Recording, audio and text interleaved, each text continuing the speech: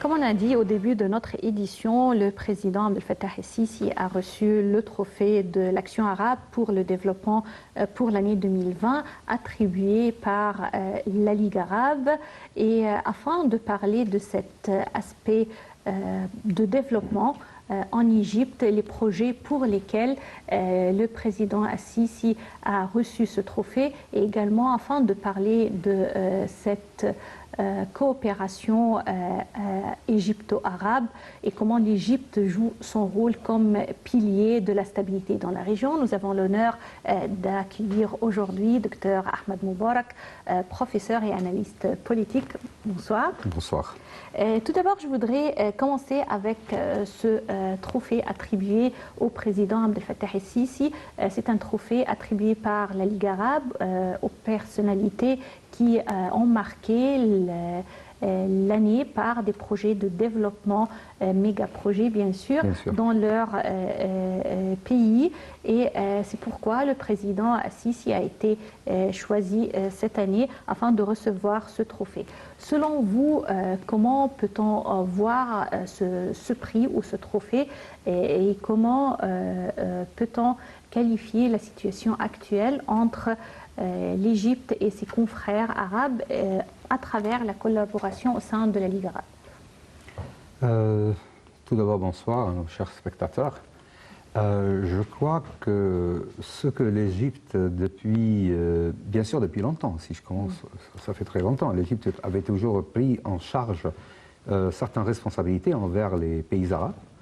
Et déjà, ça a commencé depuis ce qu'on a fait pour la libération de certains pays dans les années 50, 60, ainsi de suite.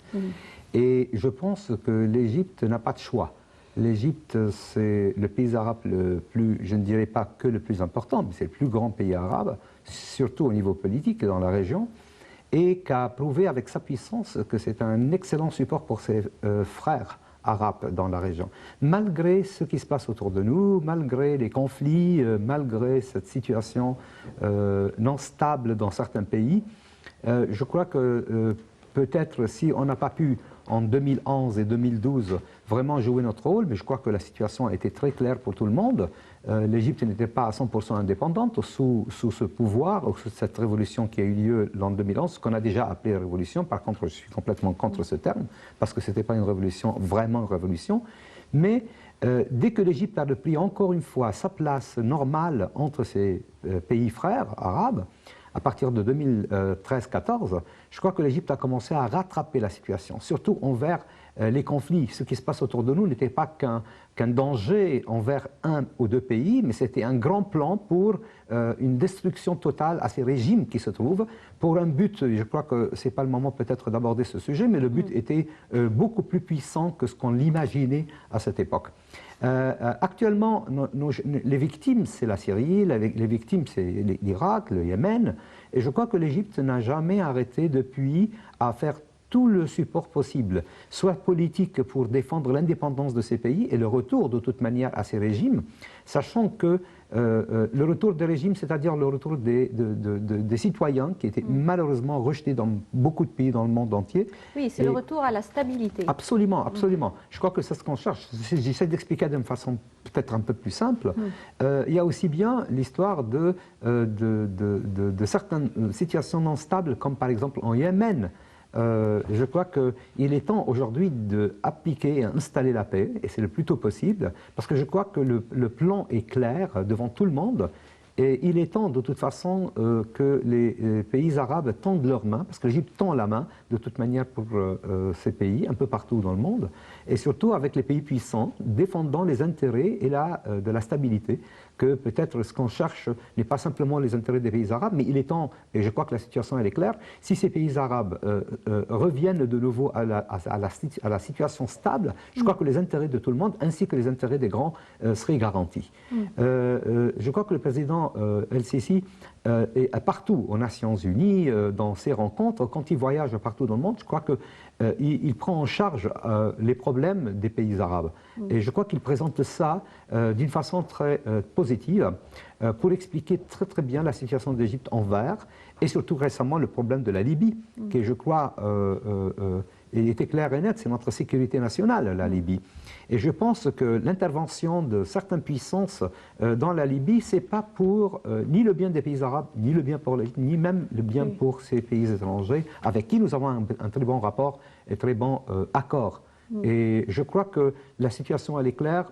Le président El-Sisi mérite aujourd'hui, après 6 ans de toute manière, après avoir prouvé que l'Égypte ne veut rien de ces pays, surtout la Libye, si je prends ça en cadre, l'Égypte ne cherche que la paix pour tout le monde. L'Égypte tend la main parce que je crois que l'avenir, c'est l'avenir économique. Et je pense que c'est ce que l'Égypte a essayé de faire preuve, que l'économie maintienne et soutienne une situation espérée, positive, pour n'importe quel avenir, tant qu'on cherche vraiment la paix dans la région. Oui. Alors, ce trophée a été attribué au président Sisi grâce à une gamme de projets de développement qui a été qualifié comme méga-projet, comme un pas en avant vers le développement durable qui ont été réalisés ou en cours de réalisation en Égypte. C'est pourquoi le président Sisi a été choisi pour recevoir le trophée de l'année au sein du monde arabe. Sous-entendu que la situation est tendue autour de nous, qu'il y a quelques pays qui souffrent d'un chaos total ou de litiges internes. L'Égypte garde toujours sa stabilité, voire le développement et l'évolution. Selon vous, quels sont les projets, les méga-projets qui ont suscité l'admiration de tout le monde et qui ont résulté à ce trophée attribué au président? Par quoi peut-on commencer? Sincèrement, je ne parlerai pas du président El-Sisi en tant qu'un président, en tant qu'un héros. Je vais parler du président El-Sisi en tant qu'un citoyen égyptien. Et je crois que c'est ce que le président El-Sisi a prouvé, qu'il est citoyen, qu'aime son pays énormément. Je crois qu'il l'a prouvé, malgré tout ce qu'il raconte autour de nous. Je crois que ceux qui racontent ça, c'est ceux qui ne souhaitent pas le bien à l'Égypte. Et c'était clair et net. C'est ceux qui ont, depuis 2011, et même bien avant, ont bien mis le plan de la destruction totale de notre pays. Ce que le président El-Sisi a fait dès son premier jour, il a bien décidé de partir sur 2 chemins parallèles. Le chemin de la sécurité, mais ça c'était une chose absolue, on avait vraiment besoin, et en même temps le chemin économique. Et comme on dit, une main qui défend et une main qui bâtit. Et je crois qu'il nous a promis certaines choses, tout ce qu'on voit comme promesses sont vraiment sur terre. La preuve, peut-être le citoyen se rappelle très très bien qu'on n'avait pas d'électricité 24 heures sur 24 à un moment donné. On n'avait pas de gaz. Il y avait un grand problème pour les bonbonnes de gaz. On ne le trouvait pas facilement. Le pain, il y avait des problèmes. Les routes, l'infrastructure étaient en décadence, vraiment en décadence. Surtout après ce que ces frères, entre parenthèses, X terroristes, ont vraiment provoqué dans le pays, le feu qu'ils ont mis un peu partout, ce qu'ils ont détruit dans le pays en même pas 11 mois, quand ils ont pris le pouvoir, le mal qu'on a vécu avec eux.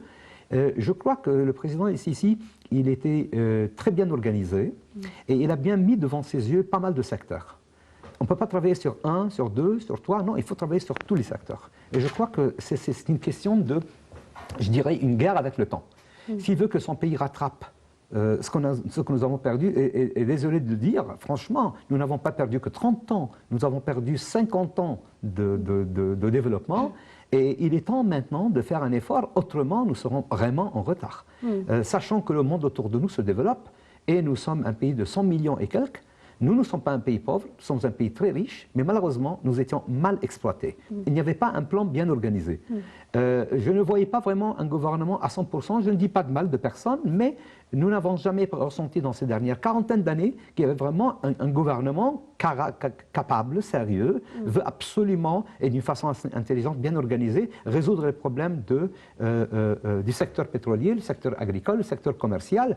Ce que le président El-Sisi a bien fait, c'est qu'il a décidé d'abord de commencer par les réseaux routiers. L'infrastructure. L'infrastructure, vous savez, les réseaux routiers, c'est comme exactement les veines dans le corps, quoi, comme les artères dans le corps. Comment voulez-vous que le corps vit sans réseau ou sans artères? Et atteindre toutes les zones fertiles ou les zones riches et minières qui se trouvent dans le pays, réaliser les tunnels et traverser le canal de Suez, réaliser le second canal, comme il a déjà fait déjà. Quand je vois les 20 villes qui étaient réalisées, 20 nouvelles villes, une nouvelle capitale, on a toujours rêvé d'une nouvelle capitale. Ça allait coûter des milliards.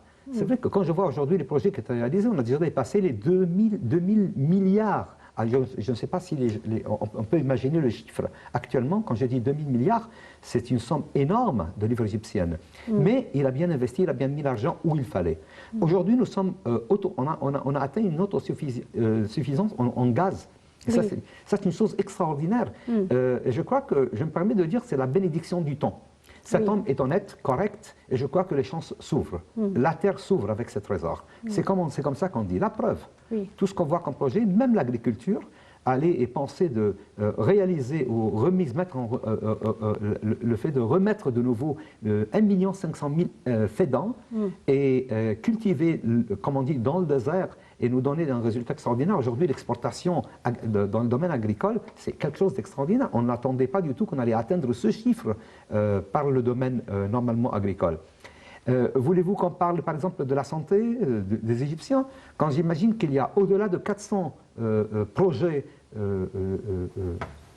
médicaux étaient réalisés récemment. Oui, les initiatives également parrainées par le président Sisi pour le dépistage et également le soin de l'hépatite C qui a fait que ce virus a été éradiqué de l'Égypte. Ça, c'était vraiment un projet qui était vu comme rêve réalisé sur Terre. Vous savez, quand vous dites, on a résolu le problème pour combien de personnes? Au-delà d'1 million. 1 million, oui. Au-delà d'1 million. Qui est le pays qui était capable de faire ça? Qui est le pays qui a pris le processus de faire quelque chose pareil? Et dans un temps record. Remarquable, un temps remarquable.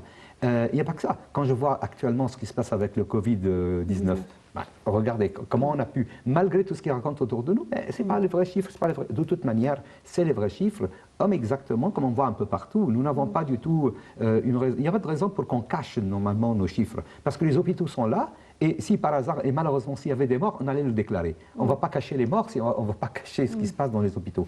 Donc, je crois que la situation médicale, actuellement, quand je vois les médicaments, comment sont fournis, les réserves de médicaments que nous avons stratégiques, c'est une chose qu'on a réussi à la dépasser, et ça nous a énormément aidé pour dépasser ce problème du Covid-19.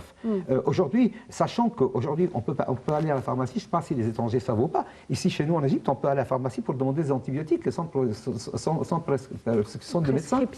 C'est-à-dire, la vente des médicaments, c'est comme au supermarché. Donc, vous vous rendez compte, ce chiffre d'affaires et cette masse de médicaments fournis au peuple égyptien, d'un côté. D'autre part, si je touche le secteur de l'Égyptien, le citoyen égyptien, les aides que le gouvernement avait fournies aux citoyens égyptiens, la quantité des bâtiments aléatoires qui existaient avant, c'était une chose incroyable autour du Caire d'Alexandrie. L'aléatoire était partout. Et il a fallu trouver une solution. Combien de gouvernements, combien d'années on est resté pour trouver des solutions à ces millions d'Égyptiens qui vivent autour, normalement, des grandes villes? Oui, quand on voit aujourd'hui les logements offerts aux citoyens égyptiens au lieu de vivre dans des endroits qui vraiment ne sont pas à la hauteur de la vie de l'être humain, aujourd'hui, ces logements bien équipés avec tous les services. Dignes. Oui. Logements dignes, autour vraiment. De ces bâtiments, ça veut dire qu'il y a des écoles, qu'il y a des hôpitaux, il y a également des endroits pour les jeunes et les plus jeunes encore pour jouer, pour sortir. C'est une vie tout à fait, comme Monsieur le Président l'a appelé, une vie digne. Au cours de cette vie digne également, il y avait des projets destinés à 2 éléments très importants de la société égyptienne qui sont la femme et les jeunes. Le président Sisi, à plusieurs reprises, a loué le rôle de la femme égyptienne qui vraiment contribue à ce développement de l'Égypte et également a parlé des jeunes comme étant l'élément ou le pari gagné de l'Égypte pour l'avenir. Comment voyez-vous les projets attribués à ces 2 éléments de la nation ? Je pense que pour la femme représente réellement la moitié de la puissance égyptienne, la moitié de la société égyptienne. Et nous avons peut-être pas mal de proverbes qui disent une bonne mère, ça veut dire une excellente famille. Ah, donc, bonne mère, c'est pas dire, ça veut dire, je ne veux pas dire avec ça une bonne mère qui allait, ou une bonne mère qui... Non, non, non, une bonne mère, une mère éduquée. Donc, l'éducation commence, on commence par les écoles. D'abord, il faut absolument penser aux filles et les écoles. La femme, sa place actuellement est garantie à l'Assemblée. Et ça, c'est une chose que peut-être on ne la voyait pas tellement avant. Actuellement, je vois, quand je parle d'un bon gouvernement, regardons aujourd'hui combien de femmes dans le gouvernement et regardons la réussite de la femme dans le gouvernement égyptien. On en a dépassé 5 ou 6. Et quand je vois les projets qui se trouvent derrière ces ministères, en plus honnêtes, corrects, il n'y a rien sous table. Et désolé de dire cet terme, mais c'est vrai, la vérité, c'est que la femme a prouvé une sorte d'honnêteté extraordinaire et perfection extraordinaire dans sa direction. Et je suppose que le président El-Sisi a toujours dit que derrière la réussite de ce pays, c'est toujours une femme. Je ne parle pas des martyrs, par exemple, mais vraiment ce qu'il a fait pour les mères qui ont perdu leurs enfants, soit dans les opérations au Sinaï ou partout, ça c'est quelque chose d'extraordinaire. Je crois que le sujet de la femme mérite une autre émission, parce que c'est un très grand sujet que peut-être ce n'est pas en 2 mots qu'on peut vraiment... Mais ce qui me rassure, c'est que l'Égypte, malgré tout ce qu'on raconte autour, spécialement au niveau social, et surtout pour la femme, je crois que nous, on continue tout droit, on sait très bien que nous sommes sur le bon chemin. C'est vrai qu'on n'est pas... On ne va pas faire un miracle d'un jour au lendemain pour atteindre la situation excellente qu'on souhaite à toutes les femmes d'Égypte. Mais rien que quand je vois aujourd'hui ce qu'on est en train de faire pour les problèmes cancer, les femmes, actuellement, elles sont, je crois que gratuitement, elles peuvent se soigner gratuitement. Vous vous rendez compte de n'importe quel problème cancéreux qu'elles risquent d'avoir. J'aimerais savoir quel pays qui offre à la femme, à sa femme, une sorte d'offre pareille, une sorte de situation pareille.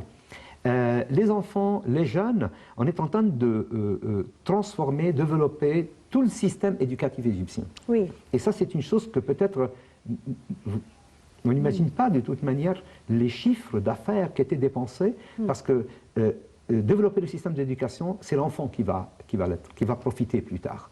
Avoir une bonne place d'école, un bon système d'éducation, fournir l'Internet de toute manière, essayer de fournir l'Internet à tout le monde. Actuellement, on est en train de dépasser un problème, je crois, qui allait être très grave si on n'était pas vraiment, si on n'avait pas l'infrastructure nécessaire pour pouvoir dépasser ce grand problème. Je crois que nous allons beaucoup plus loin que ce qu'on l'imagine. Et quand je reviens de nouveau à sa propre personne, le président El-Sisi, non, je crois qu'on a besoin des émissions et des émissions. Oui. J'ai peut-être de dire un mot encore, excusez-moi, mais il est tout à fait normal que ceux qui ne nous souhaitent pas le bien à long terme, ceux qui ont toujours essayé de nous détruire, jusqu'à présent dans certains médias, je crois qu'ils continuent toujours à raconter que le mal. Ils essaient de chasser le mal, n'importe quel mal. Même si vous faites du bien, ils disent qu'ils devaient faire autre chose. Quand vous faites ce qu'ils disent, normalement, ils avaient tort de faire. Alors l'Égypte continue sur la bonne voie malgré tous les mensonges qui l'entourent. Et moi, je voudrais également m'arrêter sur un point, puisqu'on parle de ce trophée dans le cadre de la Ligue arabe, c'est que l'Égypte ne s'intéresse pas uniquement au développement à l'intérieur. On a vu que l'Égypte, elle vient au secours de ses voisins arabes dans les moments les plus difficiles. On a vu les convois d'aide envoyés au Liban, également après l'explosion, et également les convois d'aide envoyés à nos confrères au Soudan après les inondations. Selon vous, comment peut-on vraiment voir ce rôle important de l'Égypte dans la région afin de venir toujours au secours de ses confrères? Je crois que la sécurité nationale d'Égypte n'est pas que simplement des efforts économiques et militaires. Notre sécurité nationale, c'est la sécurité de l'autre. L'autre, c'est-à-dire notre frère arabe. Et c'est pour cette raison, c'était tout à fait normal, c'est notre devoir. Nous n'avons pas, vous savez, fait des propagandes comme certains pays de toute manière, mais si les citoyens, si les Égyptiens savent le nombre d'avions qui est parti, soit au Liban, soit au Soudan, pour fournir le nécessaire, et surtout durant le problème du Covid-19, imaginez, et nous sommes puissants dans certains domaines industriels, malgré ça, ils n'avaient pas les matières ou matières premières pour pouvoir réaliser ou fabriquer, par exemple, les masques, l'alcool, ainsi de suite. Non seulement ça, mais même les médicaments et les soins. Sachant qu'on a même envoyé les médecins. Et je reviens de nouveau, c'est le devoir. C'est vraiment un devoir. Les pays arabes doivent savoir, doivent comprendre qu'est l'Égypte pour eux. Et même si certains, comment dirais-je, certains intérêts, ambitions autour de nous jouent quelques rôles, non, l'Égypte va toujours prouver que c'est le premier bras et la première main qui serait tendue pour résoudre ces problèmes sur place. Un des projets les plus ambitieux réalisés actuellement en Égypte, c'est le passage au numérique. Et on peut dire que le secteur de télécommunications vraiment est un des secteurs les plus positifs concernant l'économie égyptienne. 25% à peu près des recettes égyptiennes reviennent à ce secteur, avec plein d'autres projets concernant le passage au numérique, le monde digital et également le portail offert aux Égyptiens électroniques, afin le gouvernement électronique comme on le nomme, afin de pouvoir attribuer ou offrir des services au peuple égyptien comme il le faut, malgré les distances, malgré peut-être les circonstances du Covid-19, mais vraiment on a pu gérer le système gouvernemental au cours de cette période à travers ces réseaux électroniques. Selon vous, l'Égypte, comment est-elle ambitieuse dans ce domaine et comment peut-elle réaliser des pas? De toute manière, on ne peut pas avancer, on ne peut pas aller plus loin, on ne peut pas développer le pays, ni réaliser ce qu'on souhaite comme croissance, si on continue avec ce qu'on faisait avant, c'est-à-dire travailler à la main. Proprement dit, travailler à la main. C'est ce que j'essaie de le dire d'une façon simple, parce que la routine dans le pays, spécialement qui était provoquée par le gouvernement et ses employés, nous a vraiment fait de retard, beaucoup de retard. Je crois qu'actuellement, aller vers le numérique, ça veut dire faire des grands pas assez rapides, rattraper ce que nous avons perdu et bien coopérer avec un monde qui ne fonctionne que ça. Le monde aujourd'hui ne fonctionne qu'avec le numérique. Donc, comment voulez-vous contribuer si vous n'avez pas l'infrastructure nécessaire? Et l'infrastructure nécessaire, absolument l'Internet, bien sûr, ça c'est une chose, même cultiver, ou proprement dit, relever le niveau intellectuel, normalement, du citoyen égyptien. Et c'est ce que j'aperçois par les médias ces jours-ci. Nous ne faisons que des médias ou que des publicités qui essayent de, normalement, relever ce niveau chez l'Égyptien, reformer de nouveau la mentalité, ainsi que l'histoire de l'argent. C'est-à-dire, aujourd'hui, on dit, ça y est, l'âge de l'argent, on va quitter ça, ce qu'on appelle les papiers normaux, et normalement, on va partir vers la carte. Alors, comme vous l'avez dit, l'Égypte est sur la bonne voie et vraiment, le temps ne peut pas suffire afin de parler de tous les projets de développement qui ont vraiment donné cette occasion à l'Égypte de remporter ce trophée de développement par le président Abdel Fattah el-Sisi, un trophée attribué par la Ligue arabe. Et je tiens à vous remercier, Dr Ahmed Moubarak, professeur et analyste politique. Et chers téléspectateurs, à la fin de notre édition de direct, au cours de laquelle nous avons parlé de plusieurs sujets, sur la tête desquels le développement en Égypte et le trophée du développement attribué au président Abdel Fattah el-Sisi pour l'année 2020, attribué par la Ligue arabe. J'espère que vous avez passé d'agréablement notre compagnie. Rendez-vous demain, une nouvelle équipe. Merci et au revoir.